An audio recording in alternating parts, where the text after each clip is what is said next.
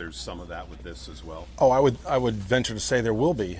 Anytime a game is played a certain way for as many years as it has, an adjustment is going to have some growing pains associated to it. But I think as long as everyone is aware of what the intention is and what we're trying to get to, then maybe that those growing pains become less frustrating. John, when did that change? I mean, if you go back and look at old games, it seems like guys used to just stay in the box and pitchers pitched. Do you know if there was a line of demarcation where the game sort of evolved away from that? Jeff, I don't know that I can pinpoint a year, but I think as the game turned more offensive, that's when game time started to become more long. There was a greater emphasis by certain organizations to work deep counts. We're one of them. I think at the same time, popularity of the sport went through the roof. It's the most popular time in the game because of the offense. Now as offense is trending downward and the game time is still long, that's where the maybe the rub is to try to create that excitement in the game a little bit more. John, what was the meeting like this morning for everyone involved? It was good. It was a chance to outline what our rules in camp are, what our expectations for spring training are going to be, and some things that are important to myself and to us as a staff, and really for all of us to. I think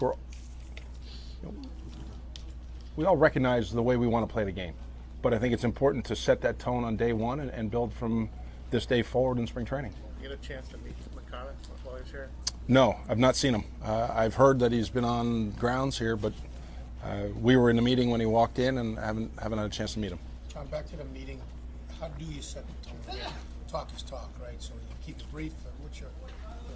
Yeah, you're right. Talk is talk, but I think it's important that an expectation be established and a vision put out for all in the room that as we advance through spring training, at least the boundaries are set. Now it's our job to hold people accountable to what our goal is. And we've got a room full of very talented players, but it's important for us to become a very talented team rather than a group of individuals. John, was there a different feeling last year when you left spring training than the year before? Every year is going to be unique.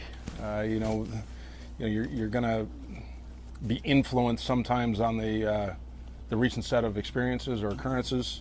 And that's what today is about, is recalibrating back to ground zero and not skipping any steps in spring training, putting in the work that's required for us to understand the responsibilities. I said the other day, we have 28 new faces in camp here versus a year ago at this time. So we can't take anything for granted or assume anything when it comes to a team fundamental or just how we like to play the game. I know it's very early in the process, but are you encouraged by what you've seen from Justin Masterson, especially based on how and I know obviously you were shooting last year and then St. Louis, but physically how last year ended for him? Yeah, Mike, when we go back to the offseason and, sat down and had a meeting with him prior to signing, just to get a sense of what he envisioned the offseason to be and how he was going to follow through on it. It's played out in the reporting date in which he showed up here, which was the 1st of February. The number of pens that he has thrown already to date compared to the last previous years. His bullpen the other day was very encouraging. So there's a gradual increase in intensity with him, with no physical, restraint or restrictions on his part. How much comfort is there with you and obviously in the system? He talked about it the other day. He's familiar with the Red Sox. He's familiar with Boston. He knows the expectations. So all that being in place, the fact he was an all-star pitcher 2 years ago, there's a lot of things pointing to a guy that should be a major contributor to our team. What's the potential of this lineup, John? Hopefully it's one that is unrelenting. I can't sit here and say today what the number of runs are to be, but it's much deeper than a year ago. There are more proven major league elite type of hitters in it. And hopefully we present a challenge to the opposition that doesn't provide any breathers along the way. John, Rick Porcello, thoughts about him so far?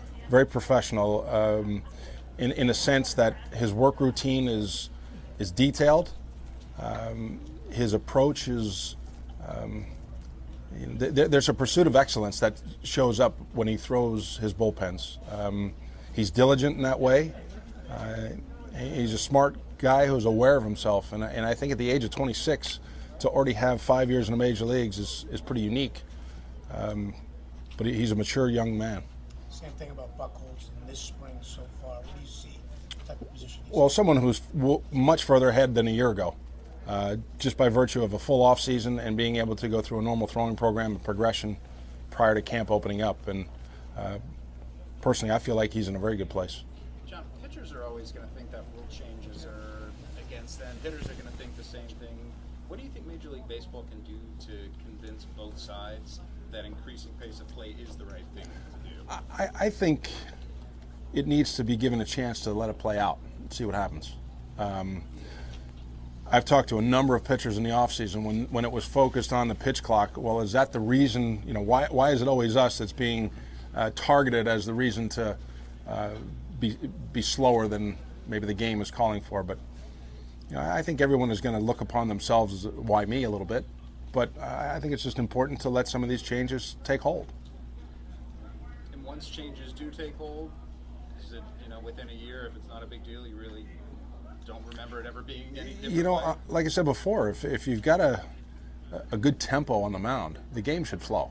Yeah. And we recognize that TV broadcasts are going to drive a lot of this with the time in between innings, but that's an area that we can adhere to more strictly is make sure we start on time coming out of an inning break. John, David Ortiz was just, among other things, talking about he has to play with a cockiness and an anger.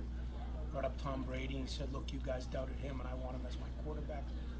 Talk about that with him at this point in his career. I think,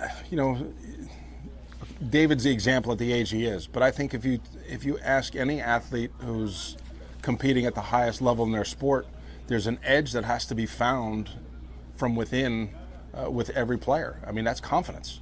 And, it's an endless pursuit to find that because of ever-changing environment, whether it's your age, whether it's an injury that you're coming back from, just father time itself. I mean, that's an athlete's journey.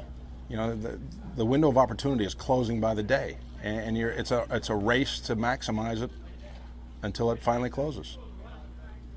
Any restrictions on anybody today? Bryce Brent's held back a little bit. There's some right knee inflammation, so somewhat day-to-day right now.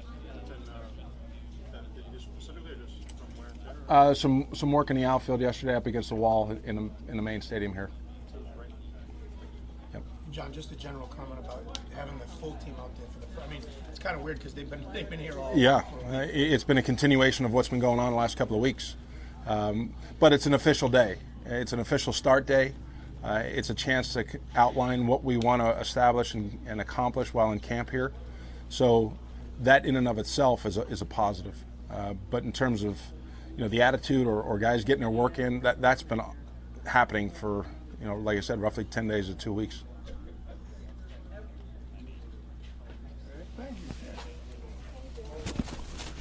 Okay, Johnny. Thank you.